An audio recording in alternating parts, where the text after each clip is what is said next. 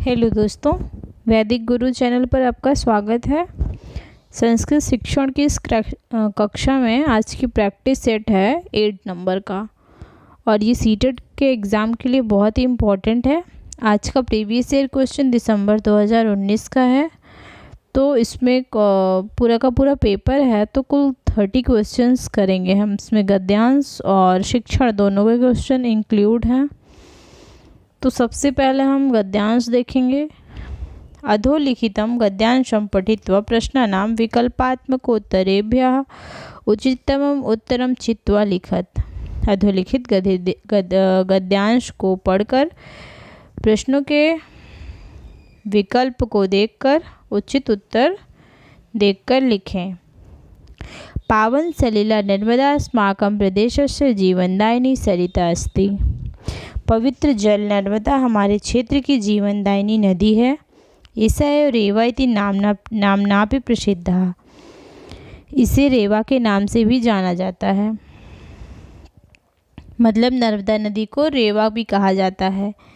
अस्याः त अनेकानि तीर्थस्थानानि सन्ति। प्राचीन कालादेव अस्याः तटे तपस्विनां स्थानानि सन्ति। अस्याः त अनेकानि तीर्थस्थानानि, इसके कई तीर्थ स्थल हैं और इनके तटों पर प्राचीन कालादेव अस्या तटे तपस्विनां स्थानानि सन्ति, और इनके तटों पर प्राचीन काल से ही तपस्वियों के स्थान रहे हैं। अतः नर्मदाया परिक्रमणं कृत्वा, इसलिए नर्मदा की परिक्रमा करके जनाः आत्मानं धन्यं मन्यते, लोग जो है अपने आप को धन्य मानते हैं। अत्रत्यम नैसर्गिकम सौंदर्य दर्शनीयम, यहाँ की प्राकृतिक सुंदरता देखने लायक है। अनूपपुर मंडले अमरकंटके नाम पर्वतो अस्ति त एव नर्मदा प्रादुर्भवति। अनूपपुर मंडल में अमरकंटक नामक पर्वत है, एवं नर्मदा प्रादुर्भवति, जहाँ से नर्मदा निकलती हैं। तदनंतरम एषा गहनेषु अरण्येषु तुंगपतिषु भ्रमणं कुर्वती। इसके बाद यह तुंगपति के गहरे जंगलों से निकलते हुए डिंडोरी जिले में डिंडोरी मंडलम प्रविशति, डिंडोरी जिले में प्रवेश करती है। डिंडोरीत सर्पाकार मत्या उच्चावच मार्गेण महाराजपुरम प्राप्नोति। डिंडोरी से यह उच्छ्वाच की सर्पीली सड़क से महाराजपुर पहुंचती है तथा जाबालीपुरम आगच्छति, तब उसके बाद जाबालीपुर आती है। श्वेत शिलाखंडा नाम, सफ़ेद पर्वतों पर शिलाखंडों, यह अपनी सफ़ेद चट्टानों के लिए श्वेत शिलाखंडा नाम कृते प्रसिद्धे भेड़ाघाट नाम के स्थाने धूमधार जलप्रपात स्वरूपम धारयति। यह अपनी सफ़ेद चट्टानों के लिए प्रसिद्ध भेड़ाघाट नामक स्थान पर धुएं के रंग के झरने के रूप में झरने का रूप ले लेती है। तदवलोकनार्थम बहवः पर्यटका अत्र आगच्छन्ति। उसको देखने के लिए बहुत सारे पर्यटक यहाँ पर आते हैं। नर्मदा नद्यामेव बार्गी इंदिरा सागर सरोवरादयः बंधाः निर्मिताः सन्ति। नर्मदा नद्यामेव, नर्मदा नदी पर बरगी, इंदिरा सागर, शारदा सरोवर बांध निर्मित हैं। ठीक है, क्या है? नर्मदा नदी पर बरगी, इंदिरा सागर और सरदार सरोवर जैसे बांध बनाए गए हैं।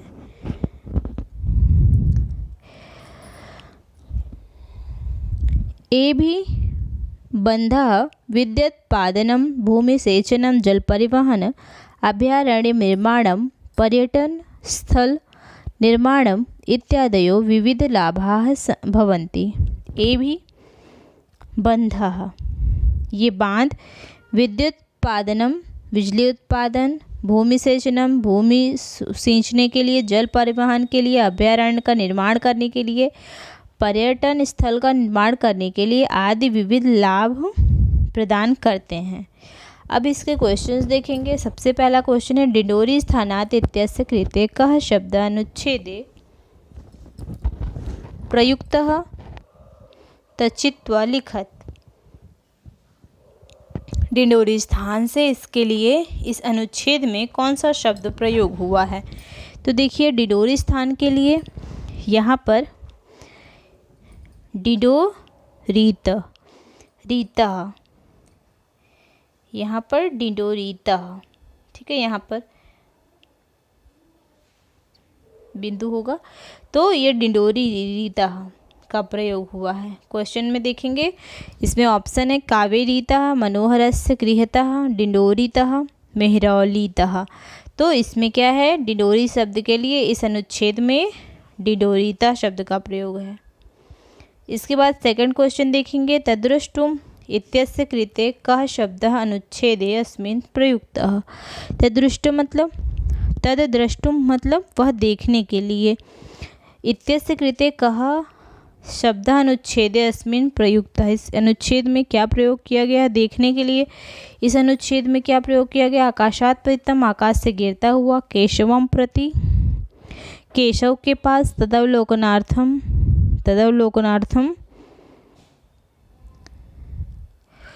तदवलोकनार्थम का भी मतलब जो होता है देखने के लिए, तस्मात् भीता उससे घबराया हुआ। तो तद्द्रष्टुम के लिए इस जो है पैराग्राफ में क्या प्रयोग किया गया है, यहाँ पर देखिए तदवलोकनार्थम बहवः पर्यटका अत्र आगच्छन्ति, इसको देखने के लिए, ठीक है, तदवलोकनार्थम। तो इसके लिए तदवलोकनार्थम प्रयोग किया गया है, सी नंबर राइट होगा। इसके बाद देखेंगे थर्ड नंबर का क्वेश्चन, उत्तुंग पर्वतेषु पदे कः विभक्ति। उत्तुंग पर्वतेषु में क्या विभक्ति लगी हुई है, तो उत्तुंग पर्वतेषु इसका रूप चलेगा उत्तुंग पर्वतः पर्वतो। देखिए उत्तुंग तो लगा रहेगा सब में, आप लास्ट का देख सकते हो, पर्वतः पर्वतो, पर्वताः पर्वतम, पर्वतो पर्वतान। इसी तरह जो सप्तमी विभक्ति है उसमें बहुवचन जो होता है उसमें उत्तुंग पर्वतेषु आएगा, ठीक है, उत्तुंग पर्वते, उत्तुंग पर्वतयोः, उत्तुंग पर्वतेषु। सप्तमी विभक्ति बहुवचन के लिए, सप्तमी विभक्ति बहुवचन। इसके बाद देखिए फोर्थ नंबर, बंधा इति पदे किम वचनम। बांध, बंधाः, ये बहुवचन के लिए प्रयोग हुआ है। यह पद जो है इति पदे किम वचनम, तो बहुत इजी सा है, तो ये किसके लिए प्रयोग हुआ, मतलब कौन सा वचन इसमें होगा, तो बंधाः के लिए बहुवचन का प्रयोग होगा। एक वचन द्विवचन नहीं, बहुवचन का प्रयोग हो। श्रीगाल वचन मतलब लोमड़ी के वचन, तो ये रॉन्ग होगा, ये भी रॉन्ग, ये भी रॉन्ग, थर्ड नंबर सही, सी नंबर सही होगा। इसके बाद फिफ्थ नंबर देखिए, का जीवनदायिनी सरिता अस्ति। जीवनदायिनी सरिता जीवन देने वाली नदी कौन सी है, तो यहाँ पर जब यहाँ पर नीचे आएंगे, ऊपर जाएंगे तो देखेंगे, यहाँ पर देखिए पहले लाइन में पावन सलिला नर्मदा अस्माकं प्रदेशस्य जीवनदायिनी सरिता अस्ति। कौन है, पवन सलिला नर्मदा। पवन सलिला नर्मदा ऐसी है जो जीवन देने वाली नदी है। तो यहाँ पर देखिए नर्मदा, ये राइट हो जाएगा, नर्मदा। छाता, मल्लिका, केलिका नहीं, राइट आंसर डी हो जाएगा। इसके बाद देखिए 6 नंबर क्वेश्चन, जनाः किम कृत्वा आत्मानं धन्यं मन्यते। तो लोग क्या करके खुद को धन्य मानते हैं, तो 6 नंबर का क्वेश्चन इसमें देखेंगे, नीचे आएंगे, सॉरी ऊपर जाएंगे, देखेंगे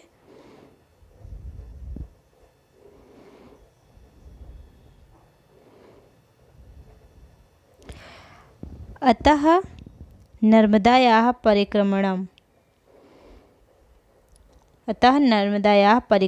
कृत्वा जनाः आत्मानं धन्यं मन्यते। नर्मदा की परिक्रमा करके लोग जो है अपने आप को धन्य मानते हैं। तो इसका जो राइट आंसर हो जाएगा, वो हो जाएगा नर्मदाया परिक्रमणम कृत्वा, नर्मदा की परिक्रमा करके। आकंठम भोजनम कृत्वा मतलब कंठ तक भोजन करके। तटे शयनम तट पर शयन करके। खजूर वृक्षम आरूढ़ खजूर के वृक्ष पर बैठकर। नहीं, इसका राइट आंसर सी नंबर हो जाएगा। इसके बाद देखिए, उद्भवति पदस्य समानार्थक शब्द अनुच्छेदे अस्मिन् प्रयुक्तः। उद्भवति पद का समानार्थी शब्द अनुच्छेद में क्या प्रयुक्त हुआ है? नित्यम करोति नृत्य करना। सम्मोहितम करो सम्मोहित करना। वेगेन धावति वेग से धाना। प्रादुर्भवति। तो ये जो 7th क्वेश्चन है, इसका समानार्थक शब्द अनुच्छेद में देखेंगे। अनुच्छेद में देखिए,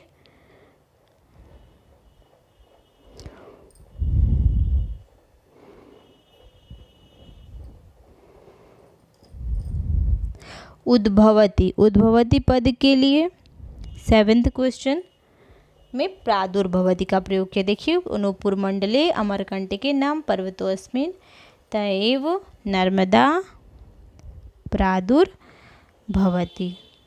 ठीक है, तो यहाँ पर प्रादुर्भवति का प्रयोग हुआ है।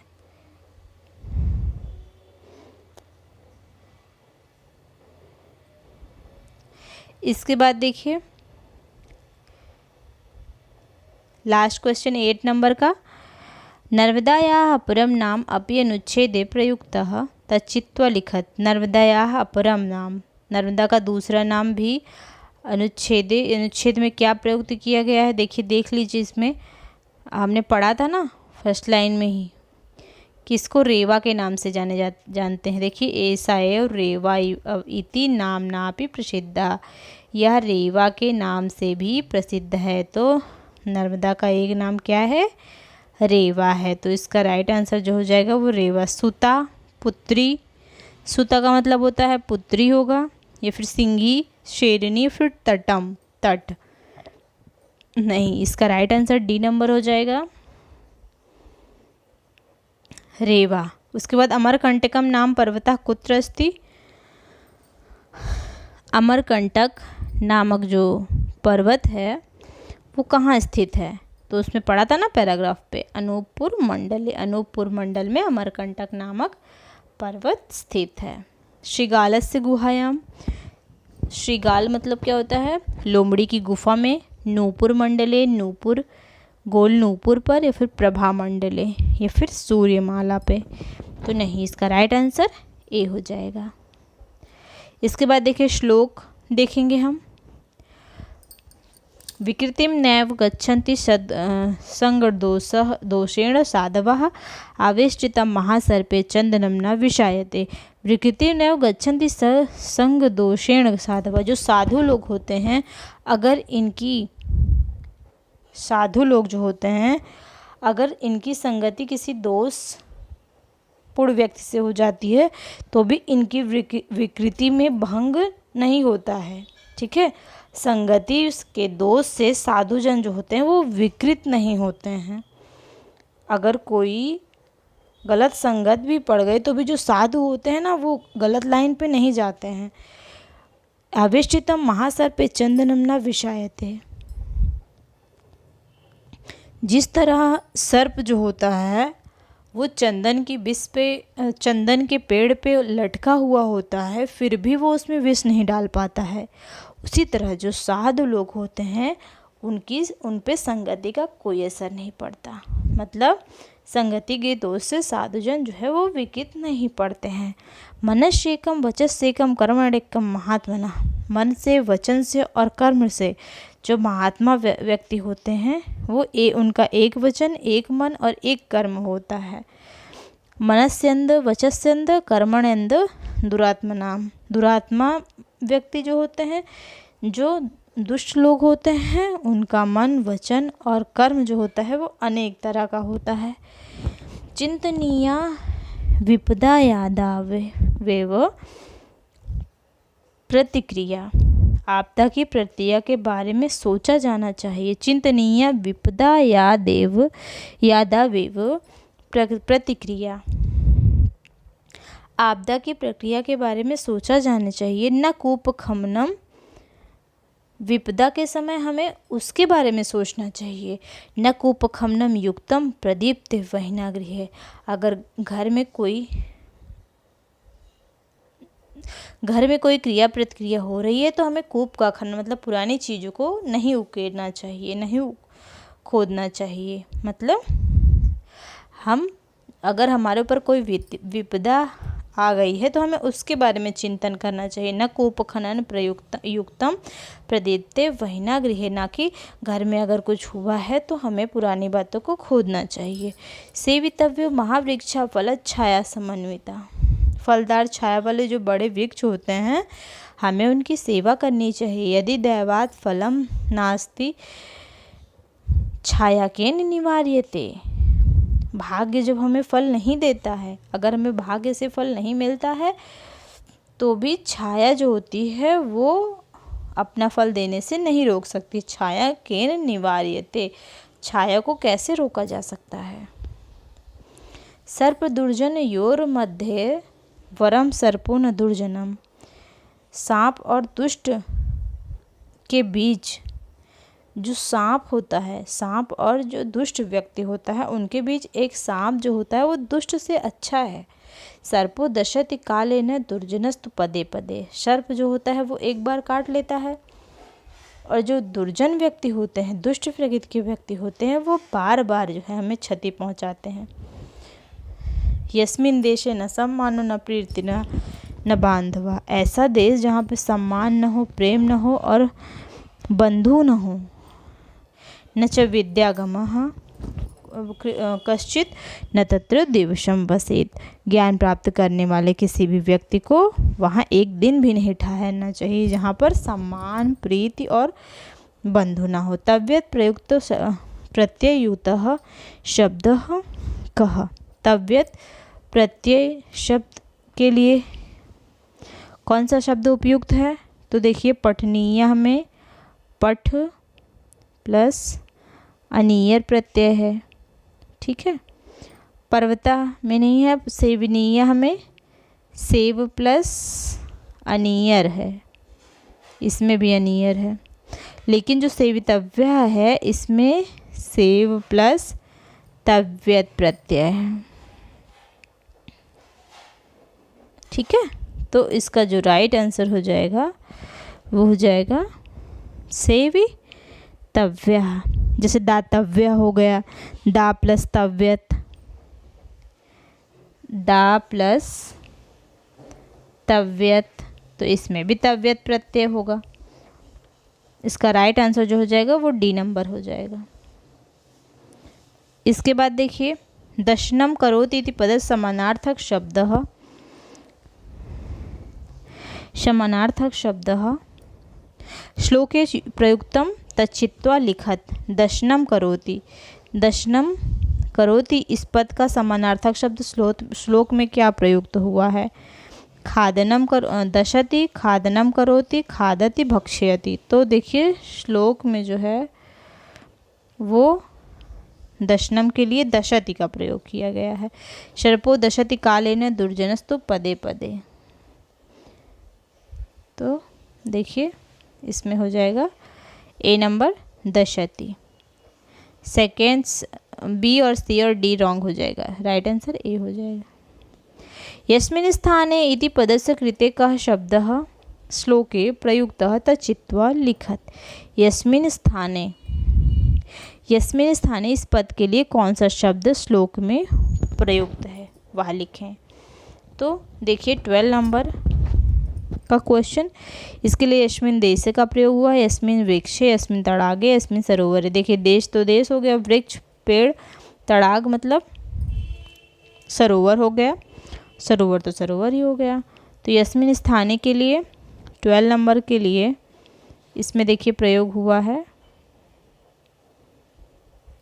यस्मिन् देशे।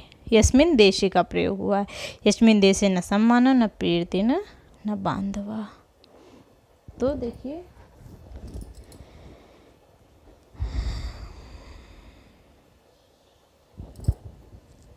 इसका राइट आंसर ए नंबर हो जाएगा। इसके बाद देखिए 13 क्वेश्चन, संग दोषेण के विकृतिम न गच्छति।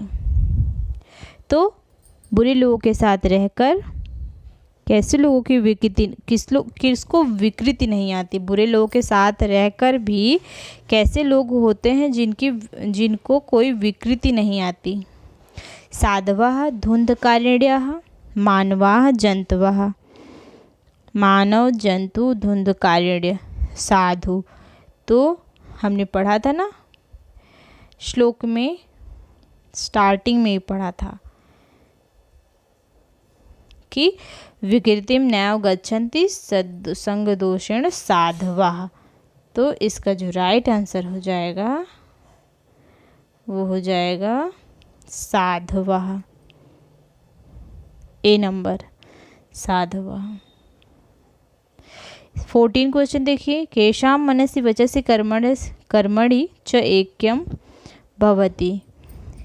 कौन मन कर्म वचन से एक होता है। क्रीडन का नाम, फल कृत्रिणाम, दुंदुभी नाम, महात्मा नाम। कौन मन कर्म और वचन से एक होता है। तो पैसेज में पढ़ा था कि मन कर्म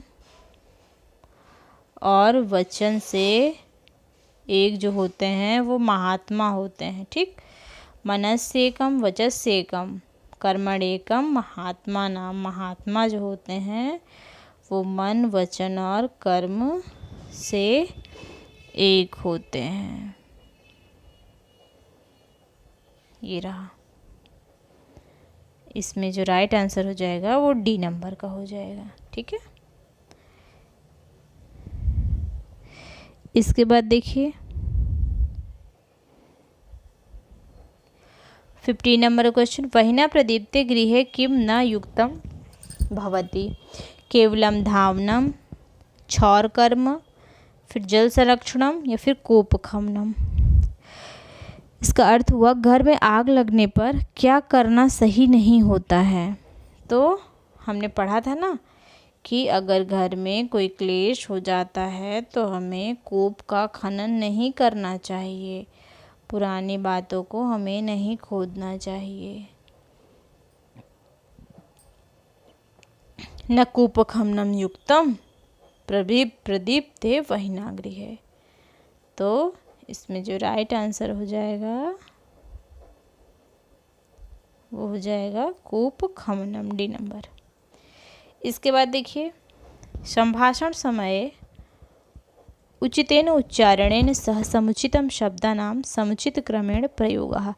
संभाषण के समय जो उचितेन उच्चारणेन सह समुचित शब्दानां, संभाषण के समय उचित उच्चारण के साथ उचित शब्दों का उचित क्रम में प्रयोग भाषा व्यापार कहलाता है। प्रयोग आधारित भाषा होती है, संकेतक भाषा होती है, फिर संभाषण प्रक्रिया होती है। तो देखिए संभाषण के समय उचित उच्चारण में सबसे ज़्यादा जो उपर्युक्त होगा इसमें वो होगा संभाषण प्रक्रिया। संभाषण के समय जो उचित उच्चारण के साथ समुचित शब्दों का और समुचित क्रम का प्रयोग होता है वो संभाषण प्रक्रिया होती है। भाषा व्यापार नहीं होता, प्रयोग आधारित नहीं होती।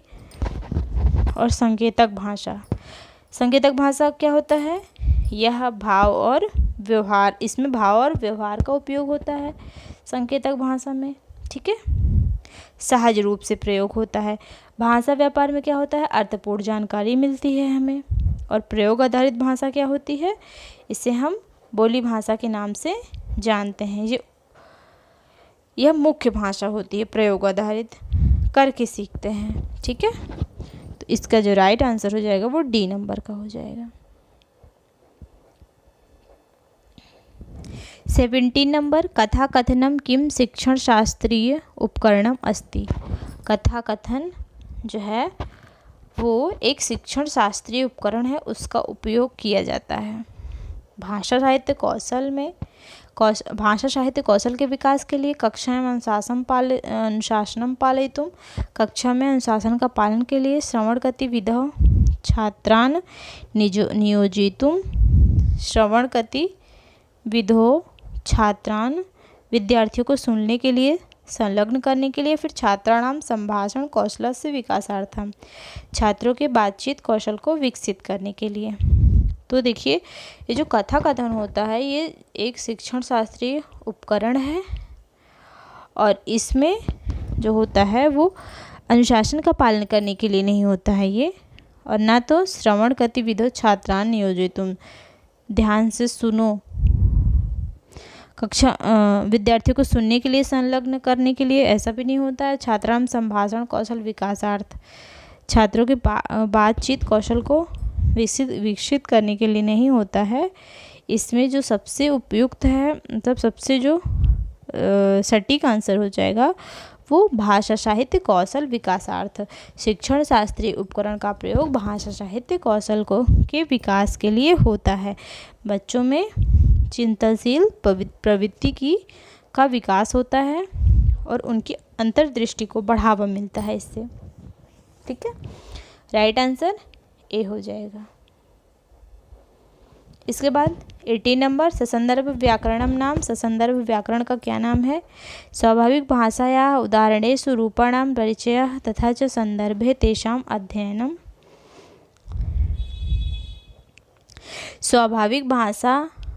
स्वाभाविक भाषा को उदाहरण रूप से परिचय देना, उदाहरणों के रूप की परिचय देना और संदर्भ में उनका अध्ययन करना, ये होता है ससंदर्भ व्याकरण। या फिर व्यवस्थित संरचनात्मक माध्यमेन रूपाणाम अधिगमनम येन विद्यार्थी क्रमशः विकासम प्राप्नोति। व्यवस्थित संरचना के माध्यम से रूपों का अधिग्रहण, जिसके माध्यम से छात्र धीरे धीरे विकसित होते हैं। या फिर पुनः पुनः अभ्यास बलेन, अभ्यास पर बार बार बल देना चाहिए और व्याकरण को सीखना चाहिए व्याकरण के अधिकरण के लिए। या फिर पहले रूपों का ज्ञान होना चाहिए, पूर्वम रूपाणाम, पहले रूपों का ज्ञान होना चाहिए, फिर अनंतरम प्रयोगम प्रति प्रवृत्ता, उसके बाद उनका उपयोग करने की प्रवृत्ति होनी चाहिए। तो देखिए, इसका जो राइट आंसर हो जाएगा ससंदर्भ व्याकरण जो होता है, इसमें व्यवस्थित संरचना माध्यमेन 18 जो क्वेश्चन है, इसका जो देखिए, इसका जो राइट आंसर होगा वो 2 ऑप्शन है। ठीक है, लेकिन आपके जो आंसर की में दिया हुआ वो ए नंबर का दिया हुआ है कि जो ससंदर्भ व्याकरण होता है वो स्वाभाविक भाषा का उदाहरण के रूप में परिचय देना तथा संदर्भे तेषाम अध्ययनम, संदर्भ में उसका अध्ययन करना। ठीक है, ये होगा, ये आपके आंसर की में सीबीएसई ने दिया है। बाकी इसका सेकेंड नंबर जो होता है वो भी हो सकता है। व्यवस्थित संरचना के माध्यम से रूपाणाम अधिगमनम एन विद्यार्थी के क्रमशः विकास, विद्यार्थी जो होता है वो क्रमशः विकास को प्राप्त करते हैं, ये भी हो सकता है। अधोलिखितेषु कस्य कौशल विकासार्थम लेखनम इत्यस्मिन् ग्रहणम न भवेत्। अधोलिखित में कौशल विकास के लिए अधोलिखित में से किस लेखन का ग्रहण नहीं होना चाहिए? सारांश लेखन का, कस्यचित् कार्यक्रमस्य कृते योजनापत्रम, कार्यक्रम में जो योजना पत्र है उसका, या फिर व्याख्या समय में टिप्पणी का, या फिर पठन समय में टिप्पणी का। तो देखिए, आंसर की में जो क्वेश्चन इसका आंसर दिया हुआ है वो है बी नंबर का। तो 19 में बी नंबर अधोलिखितेषु कस्य कौशल विकासार्थम लेखनम इत्यस्मिन् ग्रहणम न भवेत्। कौशल विकास के लिए निम्नलिखित में से किस लेखन का ग्रहण नहीं होना चाहिए? इसका जो है राइट आंसर दिया है वो कस्यचित् कार्यक्रमस्य कृते योजनापत्रम। जब हम किसी कार्यक्रम को अच्छी तरह से पूर्ण करने के लिए योजना पत्र को लिखते हैं तो ये जो है हमारे कौशल विकास में सहायक नहीं होता है। सारांश लेखन ये होता है व्याख्या समय में टिप्पणी लिखना, व्याख्यान समय में टिप्पणी लिखना, फिर पठन समय में टिप्पणी लिखना, ये हो सकता है। राइट आंसर बी नंबर होगा। इसके बाद 20 नंबर देखिए, पाठ्य पुस्तक निमान्तारः वृत्तपत्र पत्रिकादि मूललेखेभ्यः पाठान् कविताः वर्णनानि समाहृत्य पाठ्यपुस्तकेषु नियोजयन्ति किमर्थम। तो देखिए इसका मतलब पाठ्यपुस्तक निमान्तारः पाठ्यपुस्तकों का निर्माण करने वाले निर्मातारः होगा। ठीक है, यहाँ पे ये सही कर लीजिएगा, निर्मातारः। पाठ्यपुस्तक का निर्माण करने के लिए करने वाले वृत्तपत्र पत्रिकादि पत्रिका मूल लेखेभ्यः मूल लेखों का के पाठ कविता का वर्णन कविता और वर्णनों को लेकर पाठ्यपुस्तकेषु नियोजन्ति पाठ्यपुस्तकों में किस लिए नियोजित करते हैं। पाठ्यपुस्तक का निर्माण करने के लिए वृत्तपत्र पत्रिका आदि मूल लेख में पठन कविता मूल लेख में जो है मूल लेखों से पाठ कविता और वर्णनों को लेकर पाठ्यपुस्तकों में किस लिए योजित की करते हैं। अभ्यास प्रश्नानां निर्माण तेषाम् उपयोगिता भवति। अभ्यास प्रश्नों के निर्माण में उपयोगिता इससे होती है। फिर तानि पठनार्थम उपयोगिनां भवन्ति, वे पढ़ने के लिए उपयोगी हैं। तेषु विश्वसनीय स्वाभाविकी च भाषा विद्यते, उनके पास प्रामाणिक और प्राकृतिक भाषा है। पाठ्यपुस्तक निर्मातृभ्यः तानि रोचन्ते, पाठ्यपुस्तक डिज़ाइनर उन्हें पसंद करते हैं। तो देखिए ये 20 क्वेश्चन है, इसका जो राइट आंसर हो जाएगा वो हो जाएगा तेषु विश्वसनीय स्वाभाविकी च भाषा विद्यते। अभ्यास प्रश्नों का निर्माण करने में उपयोगी है, ये नहीं होगा। पठनार्थम उपयोगी नहीं होगा, ये पाठ्यपुस्तक का निर्माण करने के लिए। तो इसमें जो सबसे उपयुक्त होगा वो तेषु विश्वसनीय स्वाभाविकी च भाषा विद्यते, उनके पास प्रामाणिक और प्राकृतिक भाषा होती है। राइट आंसर इसका हो जाएगा सी, 20 का सी नंबर सही हो जाएगा। इसके बाद देखिए 21 नंबर, शिक्षकः एकं पाठं स्वगत्या पठति। शिक्षक जो है वो एक पाठ को स्वयं पढ़ रहे हैं। विद्यार्थिनः समूहेषु विभज्य मुख्य बिन्दून् आदाय पाठस्य पुनर्निर्माणं कुर्वन्ति एवं विधं कार्यम् अस्ति। एक शिक्षक जो है वो पाठ को स्वयं पढ़ते हैं, उसके बाद विद्यार्थियों को समूह में विभाजित करते हैं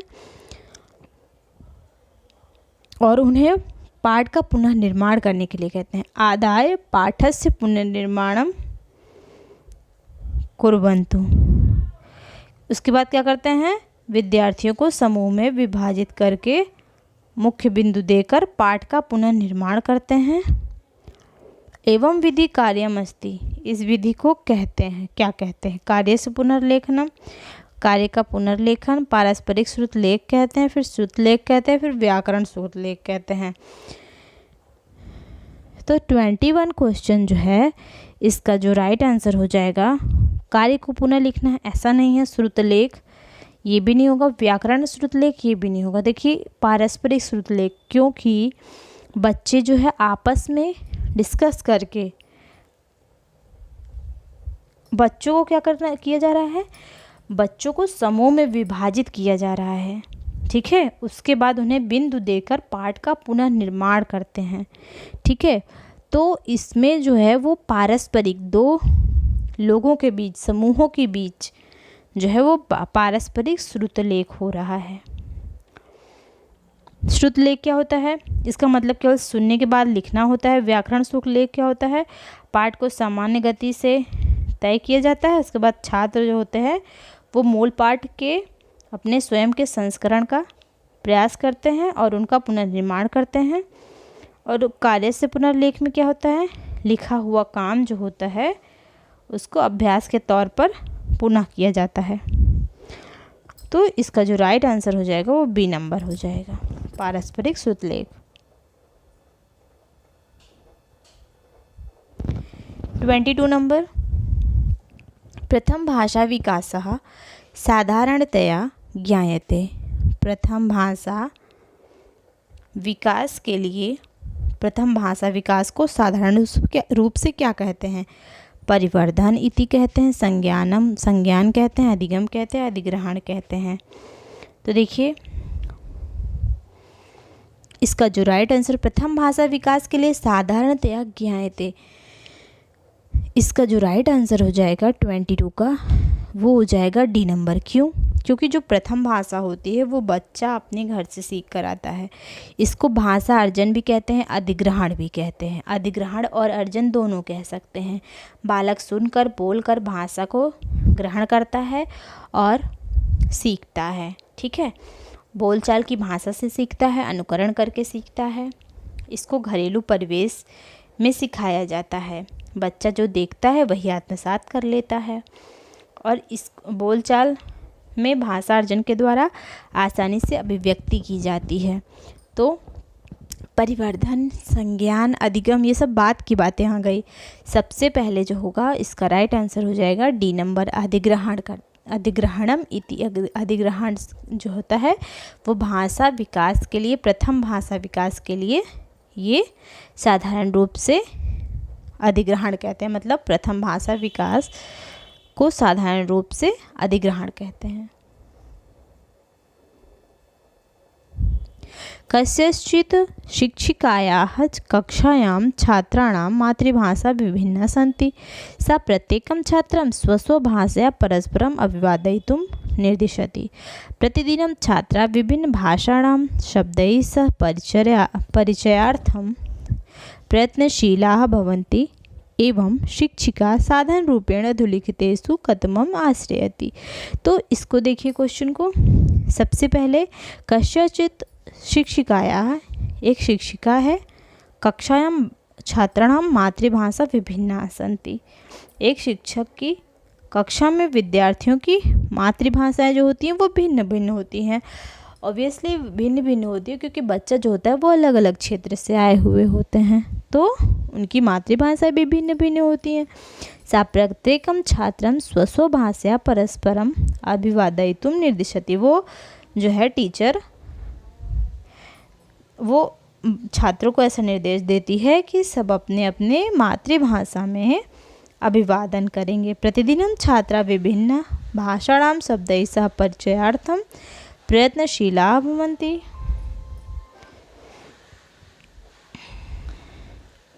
हर दिन छात्र विभिन्न भाषाओं के शब्दों को पहचानने का प्रयास करते हैं एवं शिक्षिका साधन रूपेण अधोलिखितेषु कथमम् आश्रयति। इस प्रकार शिक्षक साधन के रूप में निम्नलिखित में से किस पर निर्भर करता है? योजना रूप विभिन्नता पर, भाषाइक्यवाद, संसाधन रूपेण बहुभाषावाद या फिर बहुभाषिकता।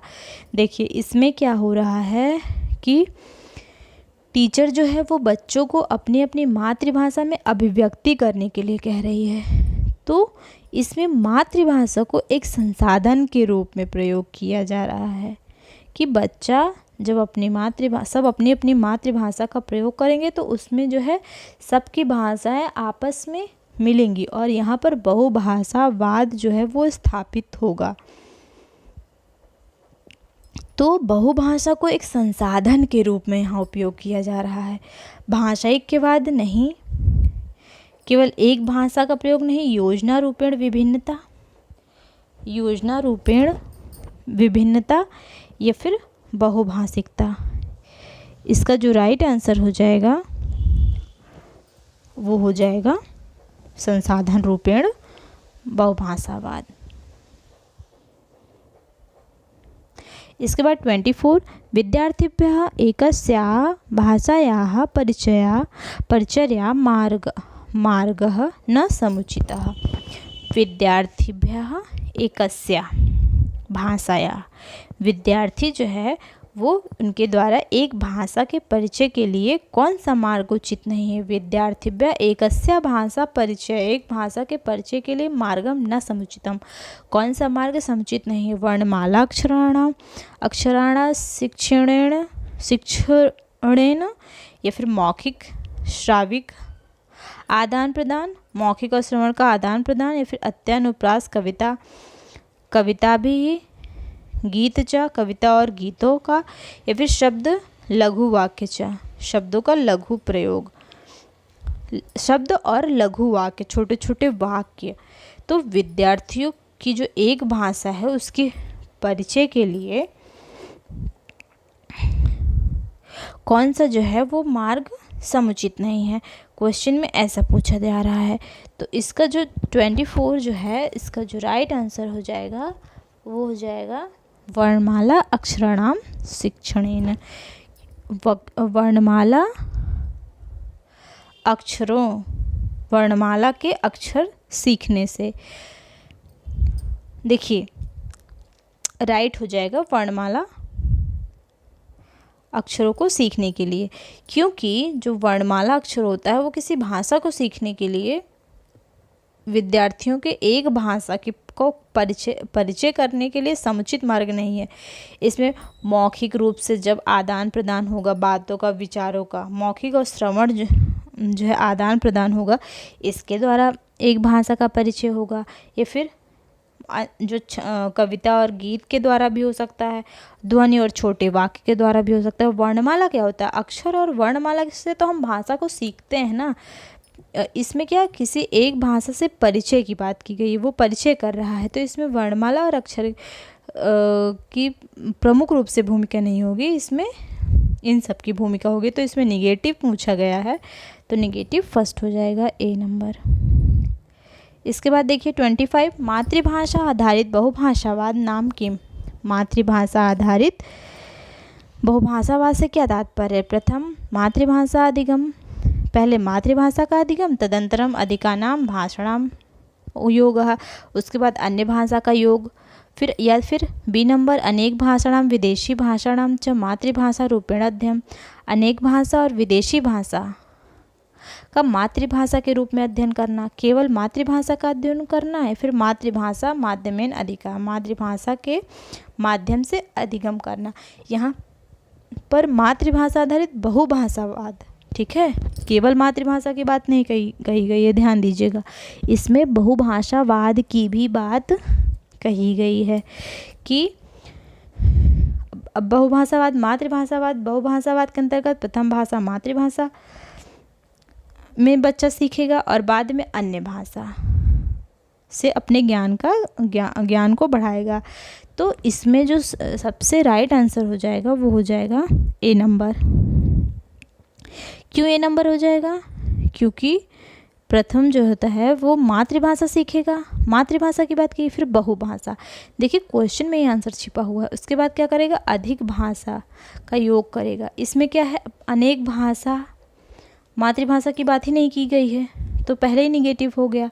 और विदेशी भाषा बाद में की। देखिए मातृभाषा के रूप में अध्ययन कहा तो गया है मातृभाषा का अध्ययन, लेकिन देखिए पहले कहा गया है अनेक भाषा विदेशी भाषा और उसके बाद मातृभाषा के रूप में अध्ययन। तो नहीं, केवल मातृभाषा नहीं, मातृभाषा के माध्यम से नहीं। तो ये जो सटीक आंसर हो जाएगा वो ए नंबर हो जाएगा। पहले मातृभाषा, उसके बाद अन्य भाषा, अधिक भाषा। इसके बाद देखिए 26 नंबर, विद्यालयी भाषा शिक्षा नीति। विद्यालयी भाषा शिक्षा नीति को क्या कहते हैं। मातृभाषा आधारित बहुभाषावाद कहेंगे, त्रिभाषा सूत्र कहेंगे, बहुभाषी शिक्षा कहेंगे, फिर शिक्षायाम भाषा कहेंगे। विद्यालयी भाषा शिक्षा नीति की बात कही गई है, ठीक है।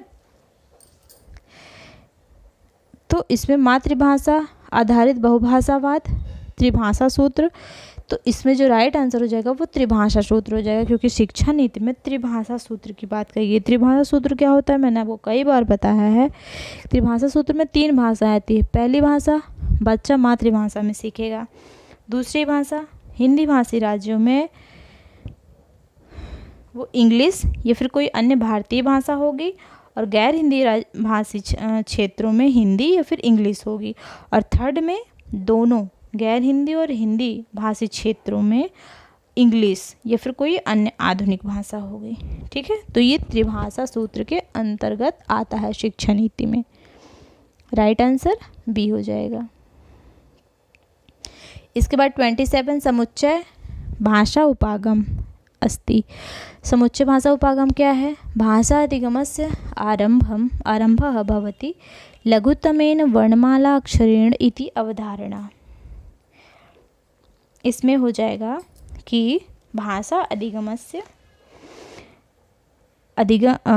अधिगम का आरंभ सबसे छोटे एक एक अक्षर की वर्णमाला से होता है, ये अवधारणा है।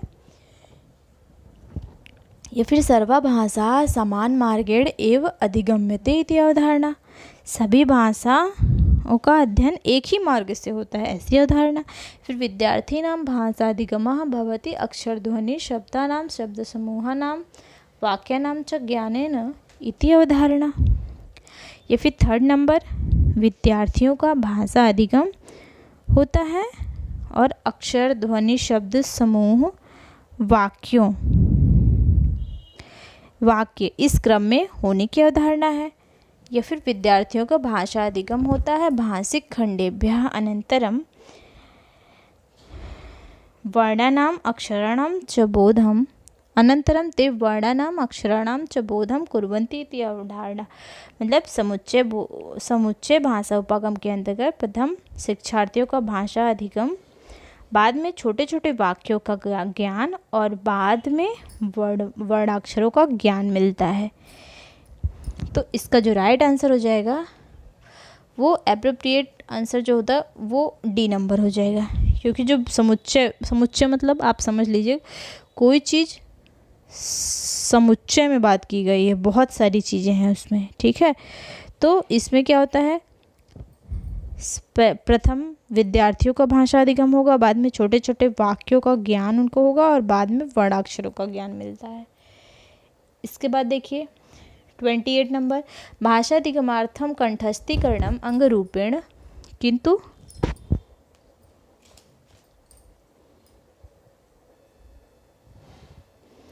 देखिए 27 जो होगा,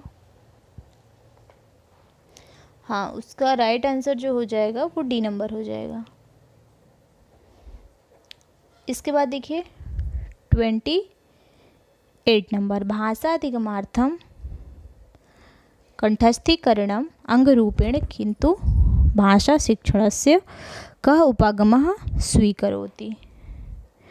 भाषा अधिगमार्थम कंठस्थीकरणम अंगरूपेण, भाषा अधिगम के लिए कंठस्थीकरण को मुख्यतः कौन सा उपागम स्वीकार करते हैं? संप्रेषणात्मक उपागम, संपूर्ण शारीरिक प्रतिक्रिया, संरचनात्मक उपागम या फिर व्याकरण अनुवाद पद्धति।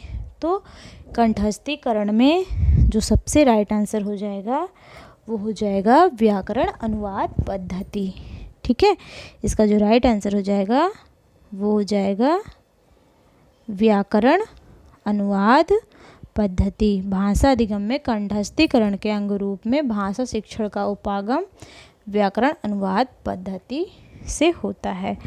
भाषा अधिगम और कंठस्थीकरण करने के लिए हर शब्द और वाक्य का अर्थ समझना जरूरी होता है, इसलिए व्याकरण अनुवाद पद्धति जो होता है वो उचित होगा। इसके बाद 29 देखिए, काव्या एक भाषा शिक्षिका अस्ति, सा विषयानुगुणं शब्दानाम् आहरणं कर्तुं तेषां सहगामी शब्दानां च आहरणं कर्तुं छात्रान् निर्दिशति। ऐसा योजना पद्धति। काव्या एक भाषा शिक्षिका है, वह विषयानुगुणं शब्दानां आहरणं कर्तुं, वो क्या कर रही है, उन्होंने विषय के अनुसार शब्दों का आहरण करके सहगामी शब्द विद्यार्थियों को बोलने को कहा। यह विधि कौन सी है? शब्द क्रीड़ा विधि है, शब्द निर्माण विधि है, विन्यास विधि है, शब्द जाल विधि है। तो इसका जो राइट आंसर हो जाएगा वो सी नंबर हो जाएगा, विन्यास विधि। विन्यास विधि क्या होती है? इसे एक जोड़ी या शब्दों के समूह के रूप में वर्णित किया जाता है। ठीक है, जो एक शब्द से संबंधित शब्दों के साथ जुड़े होते हैं, और अक्सर एक साथ इनका उपयोग किया जाता है, उसको शब्द विन्यास कहते हैं। शब्द जाल क्या होता है? शब्दों का बहुत सारा ढेर जो होता है इधर उधर करके बताया जाता है। शब्द निर्माण में अक्षरों से विभिन्न शब्द का निर्माण होता है। इसके बाद देखिए 30 क्वेश्चन लास्ट। छात्राणां भाषा दक्षतायाः परीक्षणं कर्तुं शिक्षिका एक प्रश्नपत्रं प्रस्तौति। छात्राणां भाषा दक्षता, छात्रों की भाषा, विद्यार्थियों के भाषा कौशल का परीक्षण करने के लिए शिक्षिका एक प्रश्नपत्र प्रस्तुत करती है। तस्मिन् सा प्रत्येकं पंचमं पदं प्रत्याहृत्यं एकं परिच्छेदं ददाति। उसमें हर 5वां पद निकाल के परिच्छेद जो है विद्यार्थियों को देती है। इस एवं प्रकार का परीक्षा विधि ज्ञायते। इस प्रकार की परीक्षा विधि को क्या कहते हैं? शून्य स्थान पूर्णम, फिल इन द ब्लैंक्स कहते हैं, क्लोज टेस्ट कहते हैं, फिर अवबोधन पठनम कहते हैं, या फिर शब्द ज्ञान परीक्षा कहते हैं। तो अवबोधन पठन क्या होता है? इसमें गद्यांश और पद्यांश से प्रश्न पूछे जाते हैं। और शब्द ज्ञान परीक्षा क्या होता है? इसमें शब्द ज्ञान का अनेक तरह से प्रश्न पूछे जाते हैं। क्लोज टेस्ट क्या होता है? इसमें देखिए होता तो ये फिल इन द ब्लैंक्स की तरह है, लेकिन इसमें जो है वो सिमिलर वर्ड यूज़ किए जा सकते हैं। जैसे फिल इन द ब्लैंक्स दिया हुआ है तो हम उसमें जो शब्द अप्रोप्रिएट होता है उसके समानार्थी शब्द भी भर सकते हैं। लेकिन जो शून्य स्थान पूर्णम होता है, फिल इन द ब्लैंक्स, उसमें जो शब्द दिया हुआ सेम वही वर्ड भरना होता है हमें। तो इसका जो राइट आंसर हो जाता है वो हो जाएगा बी नंबर, क्लोज परीक्षा। तो ये रहे आज के आपके 30 क्वेश्चंस। और अगर आपको क्लास अच्छी लगी हो तो प्लीज़ लाइक और शेयर करिएगा, कमेंट भी करिएगा। और नेक्स्ट क्लास में हम 2021 के पेपर लेके आएंगे। तब तक के लिए धन्यवाद।